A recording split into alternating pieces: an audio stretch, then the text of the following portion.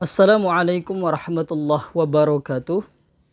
Saudara-saudara dan teman-temanku sekalian, apabila kita hendak melakukan sholat, baik itu sholat ada maupun sholat qadha, apakah pada setiap niat, baik ada maupun qadha, kita harus niat ada dan qadha atau tidak? Atau tidak wajib?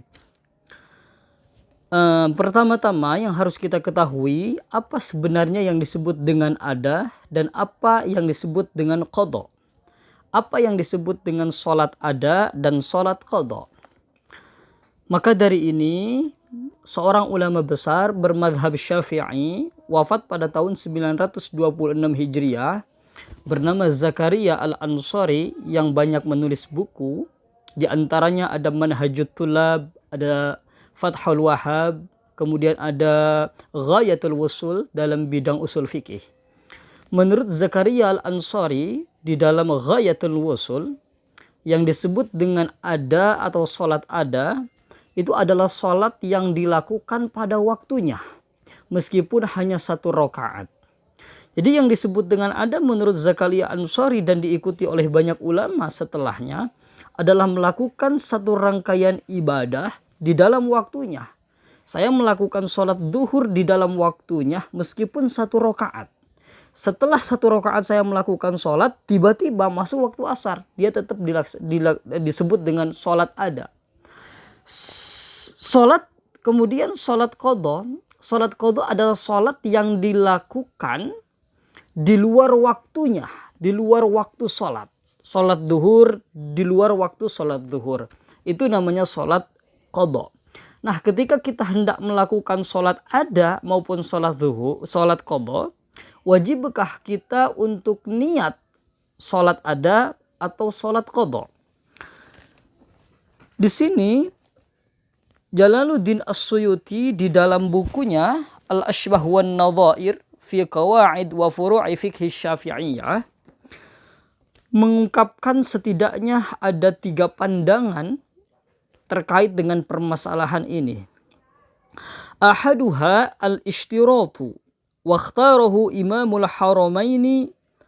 Menurut yang pertama, menurut Imam Haramain disyaratkan untuk niat ada dan niat qadha pada setiap sholat. Ketika seorang melakukan sholat zuhur di waktunya, maka dia wajib niat ada.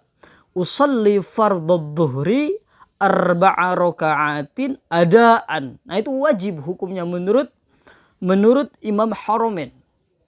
Nah, gurunya Al-Ghazali. Tetapi menurut sebagian ulama tushtarutu niyatul qadha dunal ada. Yang disyaratkan itu niat qadha, tidak ada. Li'annal ada yatamayyazu bil waqti. Karena ada itu secara otomatis sudah bisa dibedakan karena perbedaan waktu. Melakukan sholat zuhur pada waktu zuhur, asar, waktu asar. Jadi tidak bisa serupa. Berbeda dengan qadha yang dilaksanakan di luar waktu rangkaian sholat semestinya. Wathalithu in kana alaihi faitatun ushturita fil muaddati niyatul ada. Pandangan yang ketiga, apabila seseorang tersebut memiliki kewajiban, dalam hal ini memiliki tanggungan, memiliki kewajiban untuk mengqadha sholat misalkan. Ushturita fil muaddati niyatul ada, maka dia disyaratkan untuk niat ada ketika dia melakukan sholat. Ada orang yang masih punya kewajiban sholat zuhur gara-gara ditinggal. Nah, ketika dia hendak melakukan sholat zuhur pada waktunya, maka dia disyaratkan untuk niat ada. Wa illa fala wabihi qata'a al-Mawardi. Dan inilah pendapat yang kemudian dikutip oleh Imam Al-Mawardi. Jadi ketentuannya jelas bahwa orang kalau dia memiliki tanggungan atau kewajiban sholat qadha, maka dia harus niat ada ketika hendak melakukan sholat. Artinya seseorang wajib niat ada apabila dia masih punya kewajiban sholat qadha. Usolli fardhu dhuhri 4 raka'atin adaan. Wajib bagi dia niat ada apabila orang tersebut masih punya kewajiban untuk mengqadha sholat. Tapi kalau dia tidak punya kewajiban untuk mengqadha sholat atau punya tanggungan sholat yang lain, maka niat ada tidak diwajibkan.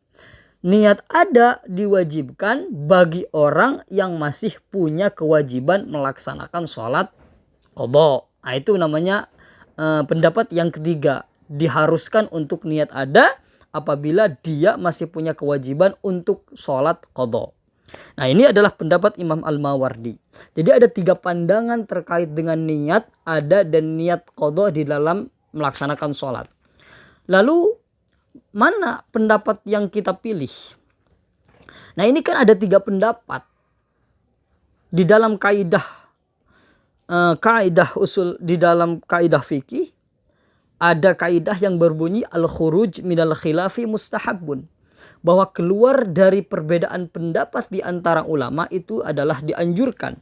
Nah, ini kan ada 3 pendapat yang berbeda, maka kita dianjurkan untuk keluar dari 3 pendapat ini. Yang pertama mengharuskan, yang kedua tidak mengharuskan. Secara gamblangnya begitu.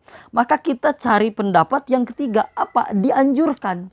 Di antara yang mewajibkan dan di antara yang memperbolehkan, di tengah-tengah ada yang dianjurkan. Nah, ini pilihan yang ketiga.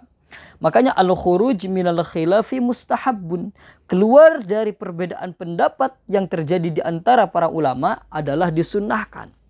Oleh karena itu, niat ada atau niat misalkan mustaqbilal kiblah itu disunnahkan dan dianjurkan.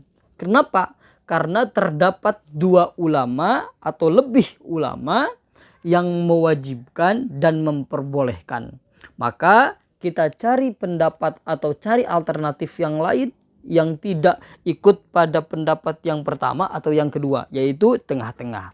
Itu namanya al-khuruj minal khilafi mustahabun, bahwa keluar dari pendapat atau perselisihan yang terjadi di antara para ulama itu dianjurkan.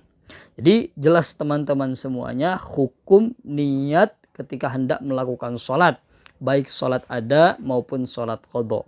Sekian dari saya. Assalamualaikum warahmatullahi wabarakatuh.